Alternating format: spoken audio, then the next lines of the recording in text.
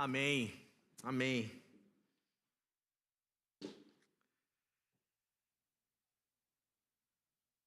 Convido a igreja nessa noite a abrir a sua Bíblia no Evangelho de Lucas, no capítulo 17.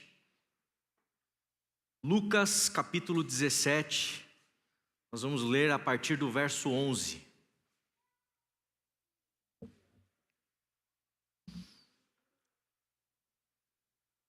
Quero agradecer aqui a aula do Edinho. Em uma das aulas dele, acho que uns 3 domingos atrás, ele fez uma menção a esse texto aqui, que produziu essa mensagem nessa noite.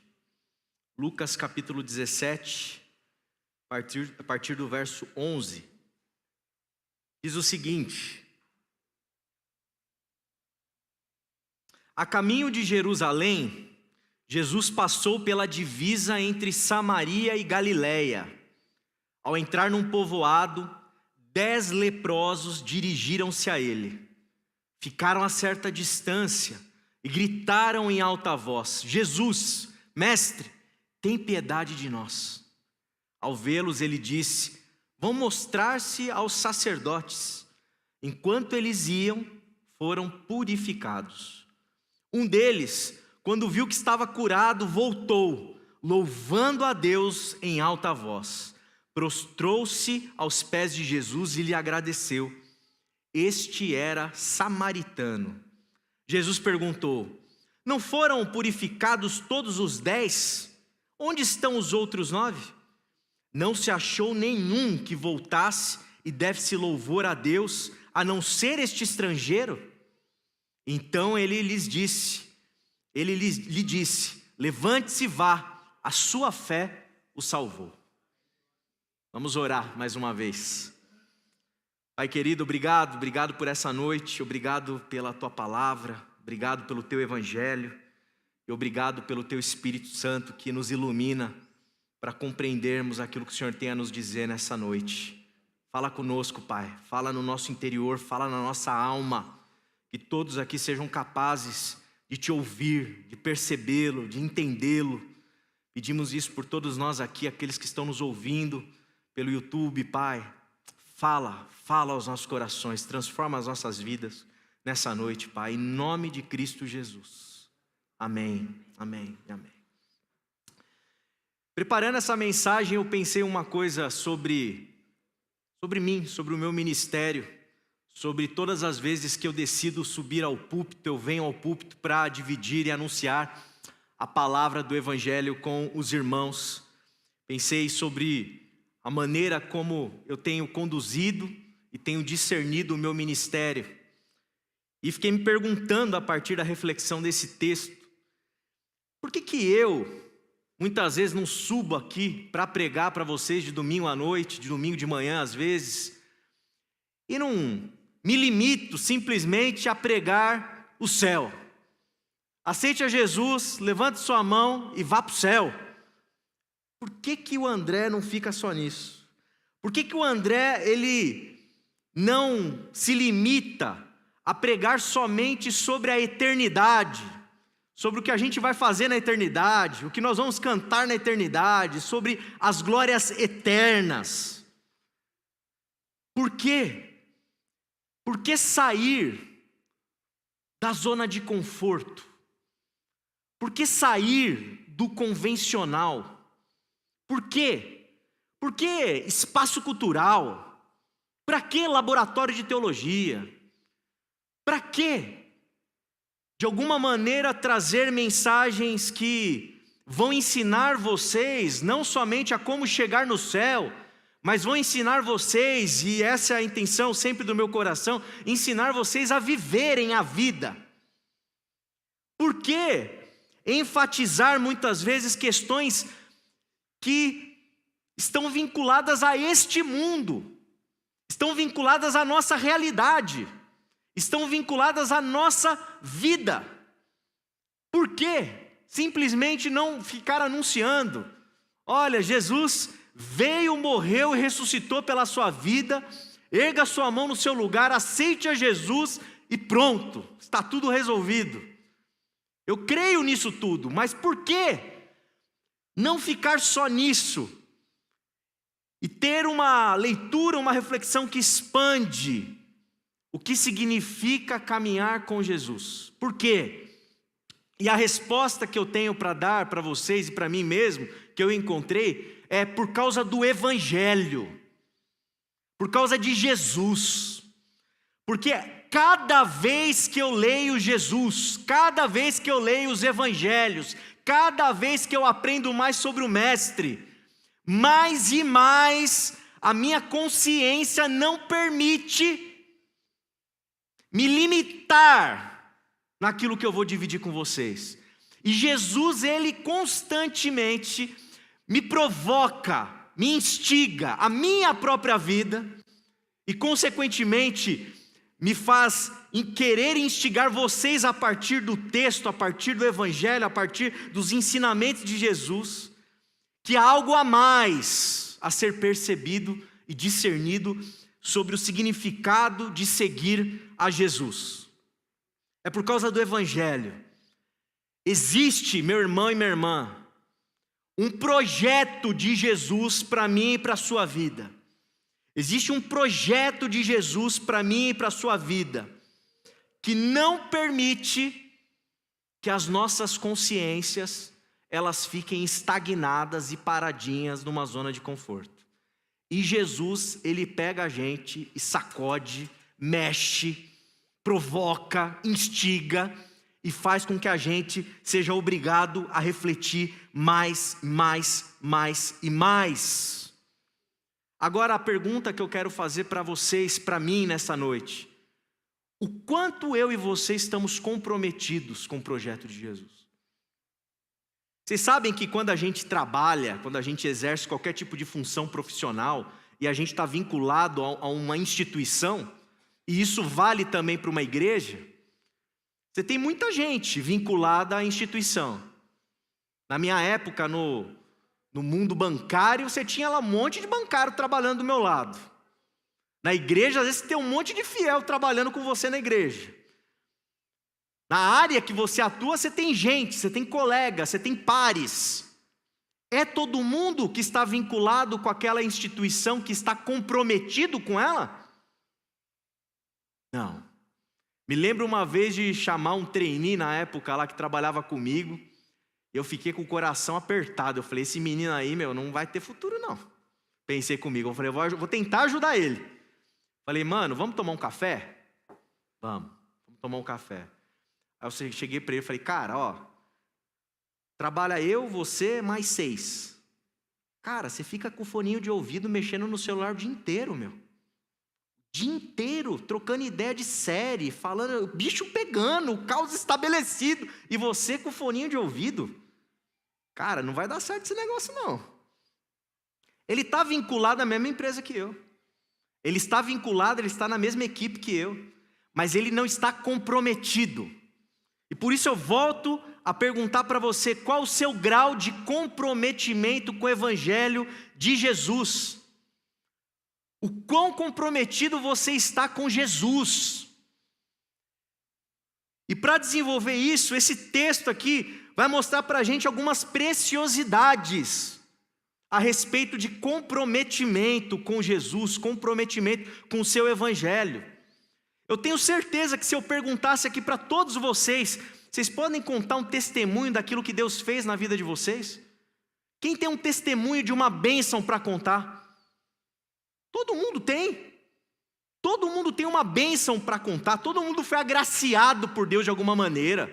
Talvez hoje a situação possa não estar tão legal, mas eu tenho certeza que na sua biografia você pode olhar para o passado e falar, olha, Deus me abençoou aqui, Eu tenho uma família, eu tenho filhos, Deus me abençoou com um filho, Deus me abençoou com um emprego, Deus me abençoou com uma promoção. Deus, ele fez um milagre, como nós cantamos aqui na minha família, curou a minha tia, curou o meu pai, sei lá. Eu tenho certeza que se nós abríssemos aqui uma fila, colocássemos em fila, ia lotar de gente para contar aquilo que Deus já fez na nossa vida. Agora, ser abençoado, aprenda isso, ser abençoado, ser alvo da graça divina, não te faz necessariamente comprometido com o evangelho de Jesus. Você pode ter sido abençoado, você pode ter testemunho para contar, você pode contar um monte de coisa que Deus fez na sua vida. Eu lembro uma vez uma amiga que estava para casar, e aí ela chegou na minha casa, né, em um dado momento, e estava lá com os meus pais, e ela começou a contar, porque Deus me deu fogão, porque Deus me deu a máquina de lavar, porque Deus me deu o colchão, porque Deus me deu a casa, Deus me deu o aluguel, Deus me deu. A gente ficou assim, né? Quando ela foi embora, a gente comentou, falou, nossa, como ela é abençoada, Deus deu tudo para ela, cada centímetro, cada detalhe, né? Agora, ser abençoado, receber bênçãos do Senhor, não é sinal de comprometimento com o evangelho. Olha o que o texto está nos dizendo, que Jesus, caminhando aqui em um determinado povoado, próximo da divisa de Samaria e da Galileia, ele se depara com 10 leprosos, que à distância falam para o mestre, mestre, tem piedade de nós, E aí Jesus diz para ele, vão mostrar-se aos sacerdotes. Enquanto eles iam, foram curados. Nessa época era comum que quando você recebesse uma bênção, especialmente de cura, você tinha que ir para o sacerdote, para ele validar, para ele chancelar que de fato você tinha sido curado. E é isso que está acontecendo aqui. Jesus fala para eles assim, antes de curá-los, vão lá para os sacerdotes. E no caminho, eles pegam e são curados pelo poder de Deus, são purificados daquela lepra, daquelas doenças que aconteciam no corpo. A graça de Jesus, meu irmão e minha irmã, a bênção de Deus, seja na cura da lepra, ou na hora que você acorda e você está respirando, você abre o olho, você tem energia para levantar da sua cama e ficar de pé, isso é graça de Deus, é bênção de Deus, e isso é para todos. Todos, em alguma instância, são abençoados por Deus. A cura, a mão poderosa do Senhor estava disponível para os 10, para esse samaritano e para os outros 9 que provavelmente eram judeus. Para os 10, para todos, tem piedade de nós, mestre. E Jesus é assim. Jesus vai passando, vai caminhando, tem piedade de mim, Ele cura. Está crucificado, hoje mesmo estará comigo no paraíso. Parece que Jesus não consegue ver alguém carente e ficar sem fazer nada. Jesus só não deve ter curado todo mundo, porque realmente tinha uma limitação física, geográfica. Mas quantas e quantas pessoas, o finalzinho do Evangelho de João fala que faltariam livros no mundo para computar todas as coisas que Jesus fez. Esse é Jesus, a graça dele é derramada, ele estende a mão dele, ele ouve você, nós cantamos aqui, ele te escuta, ele responde oração, ele atende os nossos pedidos muitas vezes, ele faz realmente milagre, ele cura a nossa vida. Esse é Jesus de Nazaré, ele faz isso. Mas nem todos que são abençoados, nem todos que são alvo da cura divina, nem todos que são alvo da misericórdia de Deus, nem todos valorizam o Evangelho e são compromissados com Jesus de Nazaré. Você pode ter muito testemunho para contar, mas isso não necessariamente é sinal de que você está comprometido com Jesus. Você pode ter sido abençoado, você pode receber bênção sobre a sua família, você pode ter muita coisa para contar, mais do que essa minha amiga que Deus deu tudo para ela no casamento. Deus pode ter dado triplo para você, mas isso não necessariamente significa que você está comprometido com o Senhor. Sabe aquele clichê? Vou falar um clichêzão aqui, mas que cabe bem. Tem gente que quer a bênção de Deus, mas não quer o Deus da bênção. Em outras palavras é isso. Somente um se voltou para Jesus. Somente um se voltou com gratidão ao Senhor. Somente um deixou de procurar os sacerdotes para se voltar a Cristo. a Jesus. Somente um. Você está comprometido com o Senhor? Você está comprometido com o Evangelho? Então saiba que isso independe do quão você está sendo abençoado ou não. De quantas coisas legais estão acontecendo na sua vida ou não. De quantas portas abertas estão sendo abertas ou não. De quantas chaves estão aparecendo ou não. Pode não ter porta, pode não ter chave, pode não ter trinco, pode não ter nada. Quem está compromissado com Jesus, está compromissado com Ele, independente de ser abençoado ou não. Nesse texto nós também percebemos que você, inclusive, nós podemos até mesmo fazer parte de um grupo religioso. Eu e você podemos pertencer a uma igreja. Eu e você podemos ter uma tradição religiosa. Eu e você podemos dizer, eu sou batista, eu sou presbiteriano, eu sou metodista, eu sou isso, eu sou aquilo. Mas a pertença a um determinado grupo religioso também não garante o teu comprometimento com o Evangelho de Jesus. Olha só o que o texto diz. Um deles, quando viu que estava curado, voltou louvando a Deus em alta voz. Prostrou-se aos pés de Jesus e lhe agradeceu. E aí, olha o que Lucas faz questão de mencionar. Este era samaritano. Este era samaritano. Samaritano, eu tenho certeza que os irmãos já sabem. Para quem não sabe, samaritano é a parte de Israel, a parte do norte, que acabou ao longo de um processo histórico, se envolvendo com outras nações, e casamentos mistos aconteceram ali. Para um judeu, olhar para um samaritano significa olhar para a escória, significa olhar para alguém impuro, significa olhar para alguém inferior, alguém que não é digno. Esses são os samaritanos. É um povo que para o judeu ele falava assim: obrigado, Senhor, porque eu não nasci mulher. Obrigado, Senhor, porque eu não nasci cachorro.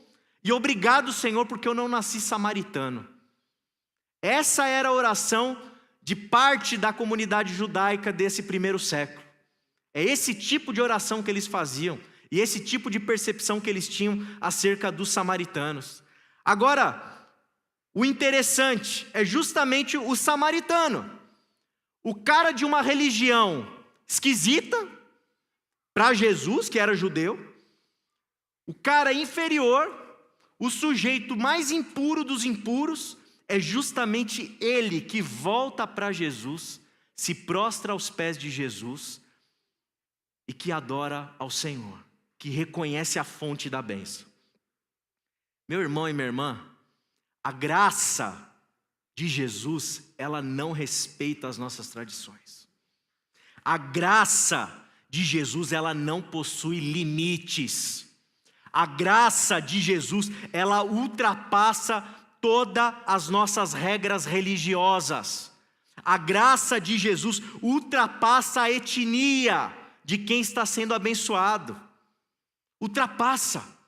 Podem ter 9 judeus, um samaritano, ela vai alcançar justamente aquele, o samaritano também, no meio desses 10.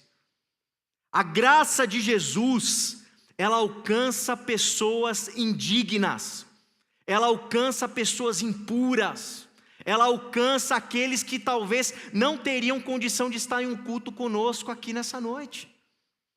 A graça de Jesus, ela quebra os nossos paradigmas. Eu não sei em que tipo de caixinha religiosa que talvez você e até mesmo eu estejamos.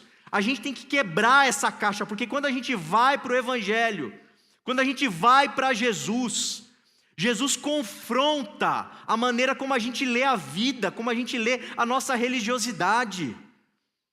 A graça de Deus não respeita as 4 paredes da Igreja Batista em Quitaúna. Ela está sendo derramada sobre pessoas que talvez eu e você sequer acreditaríamos que seria possível. mas ela é poderosa para alcançar pessoas diferentes de nós. Ela é poderosa para alcançar pessoas que vão nos surpreender. A graça de Jesus vai alcançar e alcança os samaritanos dos nossos tempos. Quem são esses samaritanos dos nossos tempos? Pensa um pouquinho aí. Pensa, eu não vou ficar dando muito exemplo não, eu sei que você vai pensar e você vai chegar lá. Você vai chegar lá. Quem são os excluídos? Quem são os desprezados? Quem são os impuros? Quem são os descartados? Quem são aqueles que nós aqui torceríamos o nariz? A graça e a misericórdia de Jesus está disponível para esses. Está disponível para esses, meu irmão e minha irmã. Você crê na graça que alcança samaritanos? Você crê na graça que alcança homossexuais? Você crê na graça que alcança gente que é da esquerda ou da direita? Falei que não ia dar exemplo, né? Não aguentei. Tem que pensar. Esse é o nosso Deus. É o samaritano que está voltando aqui. É o samaritano. Portanto, quando a gente anuncia o evangelho desse púlpito aqui na IBQ, eu quero muito que vocês entendam, eu quero que todos aqui, inclusive os visitantes, vamos para o café da manhã, vamos se tornar membro da igreja, vamos viver em comunhão com a gente, é tão gostoso, é tão maravilhoso. Mas eu sou obrigado, a minha consciência não permite que eu deixe de falar que não é sobre ser IBQ. O nosso compromisso com o evangelho não é sobre a IBQ, não é sobre o ser batista, não é sobre ser evangélico, é o sobre voltar-se para Jesus. Você não cantou? Jesus é o centro, Jesus é o centro, Jesus é o centro. Se Ele é o centro, nada mais é o centro, o resto tudo é periférico. Eu sou periférico, as minhas opiniões são periféricas. A nossa denominação é periférica, a nossa igreja local é periférica, porque Jesus é o centro. E Jesus, Ele está imbuído de autoridade. Lembra que falavam sobre Jesus? Ele fala como quem tem autoridade. A autoridade de Jesus, ela rompe a nossa iniciativa tola de querer colocar coisas no centro, no lugar de Jesus. Não tente fazer isso. É sobre Ele. Ah, mas e o irmão que pega a cesta básica e não vem para o culto? É sobre Jesus, não é sobre ele vir para o culto. A gente está obedecendo a Cristo. Deixa Jesus trabalhar na vida do irmão que está pegando a cesta. Deixa Jesus trabalhar na vida de quem está fazendo o judô. Deixa o Espírito Santo atuar sobre todo mundo que está tendo contato conosco, com o evangelho da graça de Jesus, porque é o Espírito quem convence da justiça, do juízo, do pecado, ou seja lá o que for, é Jesus que é o centro. Deixa Ele atuar, deixa Ele trabalhar. O nosso papel é tão somente a gente não atrapalhar. Vamos tentar não atrapalhar. Porque vai aparecer samaritano por aí e vai gritar: Jesus, tem misericórdia de mim. E essa graça vai irromper nesse indivíduo, vai irromper nesse povo, vai atuar, vai agir. A gente tem que confiar nisso, a gente tem que crer nisso, que não é sobre essas estruturas que nós criamos, que tem a sua importância, é sobre voltar-se a Jesus. Você está comprometido com Jesus? Seu compromisso com o evangelho está em qual grau? Você pode estar numa escala do louvor, mas você pode não estar compromissado com Jesus. Você pode estar pregando num púlpito e você não está compromissado com Jesus. Você pode estar com o nome no hall de membro de uma comunidade, mas você pode não estar compromissado com Jesus. E não à toa a gente aprende também nesse texto que a gente pode estar compromissado com coisas religiosas. A gente só escuta louvor, só escuta gospel, a gente só lê livro cristão, a gente só vem para a igreja, a gente só faz coisas religiosas. Fazer coisas religiosas não garante o teu comprometimento, o teu compromisso com o projeto de Jesus. Não garante. Amós Oz, ele vai falar sobre o que é um fanático religioso. E ele fala assim: a essência do fanatismo consiste no desejo de obrigar os outros a mudar. Já viu crente assim? Cara desejoso de fazer os outros mudar. É o pentelho, ou a pentelha, que fica lá. Não tem um almoço em paz, não tem um jantar em paz. A pessoa fica buzinando. Você pode ser o mais fanático. Você pode insistir para todo mundo se converter todo dia no teu trabalho. Você pode voltar para casa assim, chegar assim para o seu cônjuge e falar assim: nossa, estou sendo perseguido lá porque eu só falo de Jesus. Aí você se sente assim ainda o herói da fé. Ah, eu estou fazendo igual John Wesley. Nossa, eu li a biografia do Wesley, do Lutero, olha como legal. Você pode até ser assim. Isso não é sinal de compromisso com o Evangelho de Jesus. Isso não é sinal de comprometimento com Cristo. Olha só o que o texto diz: não se achou nenhum que voltasse e desse louvor a Deus, a não ser este estrangeiro. Para onde foram os outros 9? Para o sacerdote, para os sacerdotes. Eles foram para o templo, eles foram para a religião, eles foram para o lugar onde convencionalmente todos iriam após terem sido curados. O samaritano, ele se volta para quem? Para Jesus. Jesus não está no templo. Jesus não está junto dos sacerdotes. Jesus não está junto dos sumos sacerdotes. Jesus não está junto da elite teológica da época. Jesus não está junto com os eruditos religiosos da época. Jesus não está junto com esse pessoal. Jesus não é da turma desse pessoal. Inclusive é esse pessoal que articula a crucificação de Jesus. Porque Jesus é intragável para a religião. Jesus é insuportável para o templo. Jesus é insuportável para os sacerdotes. Portanto, quando a gente vive a nossa fé, irmão, irmã, preste atenção nisso. Não basta você procurar os sacerdotes. Não basta você buscar chancela de religião. Não basta a validade institucional. Não basta você aderir à teologia vigente. Não basta só isso. Até porque, olha que interessante, Jesus fala para o samaritano: a tua fé te salvou. Que fé que o samaritano tinha? Vocês acham que ele manjava da teologia judaica? Ou você acha que ele se sentia mal porque ele era discriminado? Que tipo de entendimento teológico, religioso esse camarada tinha? E Jesus fala assim: a tua fé te salvou. Então ele lhe disse: levante-se e vá, a sua fé o salvou. Você foi curado. Você tem uma nova vida. E ele se voltou para quem? Para Jesus. Para Jesus. Novamente, não basta você ser pastor de igreja. Não basta. Estamos num processo agora de preparo do corpo diaconal, novos diáconos e diaconisas que vão ser submetidos ao processo de concílio, para saírem de diáconos em experiência para se tornarem diáconos de Quitaúna. Tem sido uma bênção. Os nossos encontros têm sido ótimos. Agora, diáconos e diaconisas de Quitaúna, não basta ter o título de diácono e diaconisa. Não basta eu falar que eu sou pastor. Não basta você falar que você trabalha no espaço cultural, você é do louvor da igreja, você isso, você aquilo. É preciso voltar-se para Jesus. Jesus. A nossa religiosidade não tem condição de nos redimir. Não tem condição de nos redimir.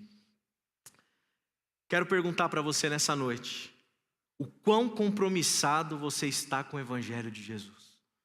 O quão compromissado você está com Jesus?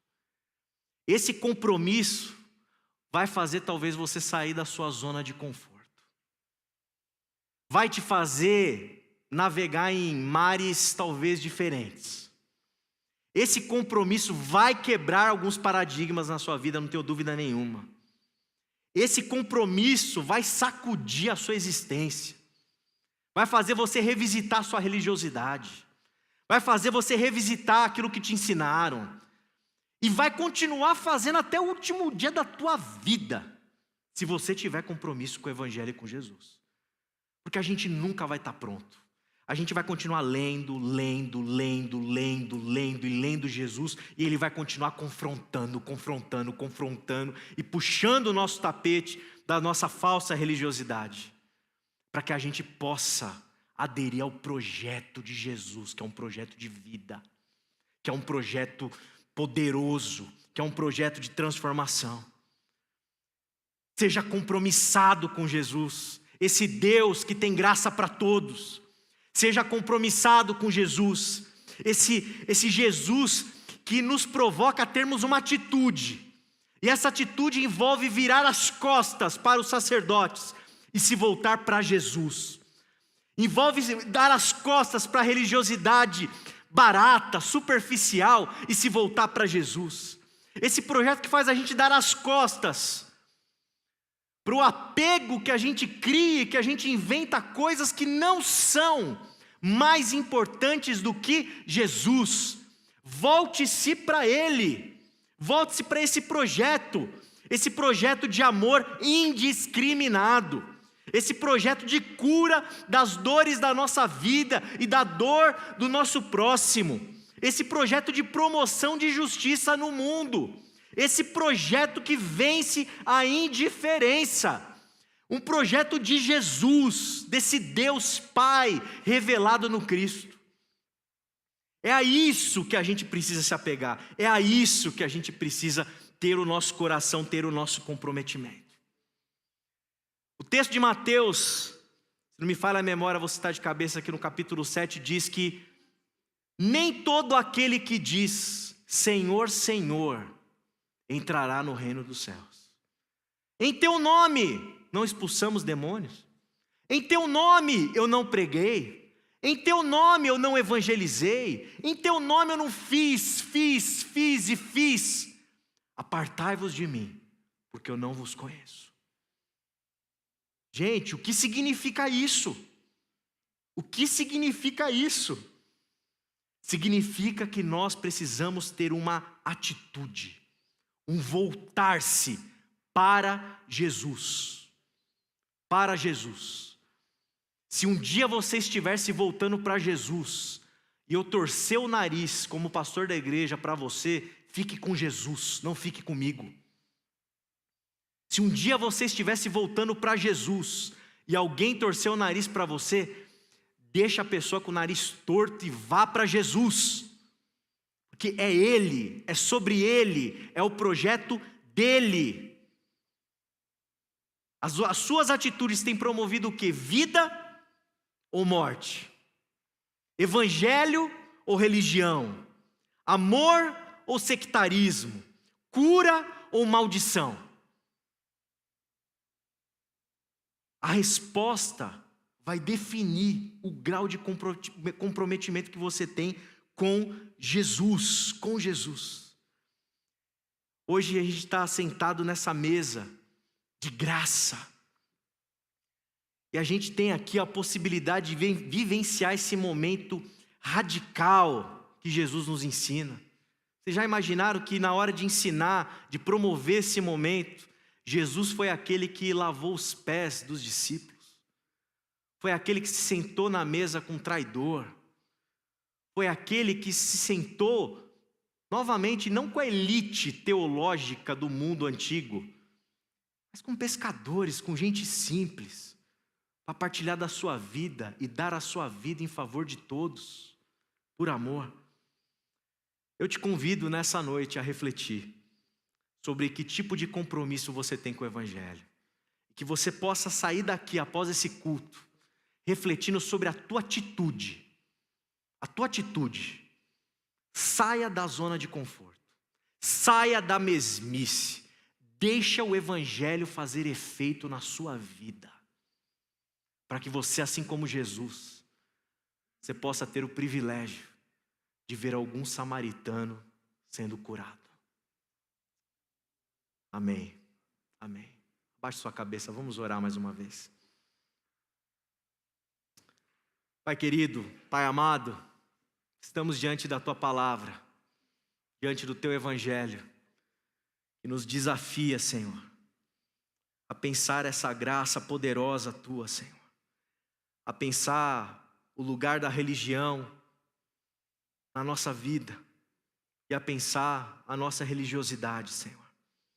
Que o Teu Espírito nos ajude, nos inspire nessa noite a vivenciarmos, Pai, um momento, quem sabe, de renovação, de compromisso contigo e com o Teu Evangelho. Possamos ter ouvidos para ouvir, possamos escutar, Pai, aquilo que o Senhor tem a nos dizer, que possamos sair daqui e sermos pessoas que fazem a Tua luz brilhar, a Tua luz brilhar. Não a luz de um segmento, não a luz de um mercado religioso, a Tua luz brilhar. Não a luz de uma tradição, não a luz de algumas mesmices mal refletidas, Senhor, mas a Tua luz. Que o Teu Espírito nos conduza, para que cada um aqui tenha condição de discernir que tipo de atitude precisa ter, Pai, perante a vida, para que a Tua luz brilhe, para que sejamos sal dessa terra, Pai. É o que eu te peço em nome de Jesus. Amém. Amém. Queria convidar aqui nessa noite aqueles que vão me ajudar a servir a ceia.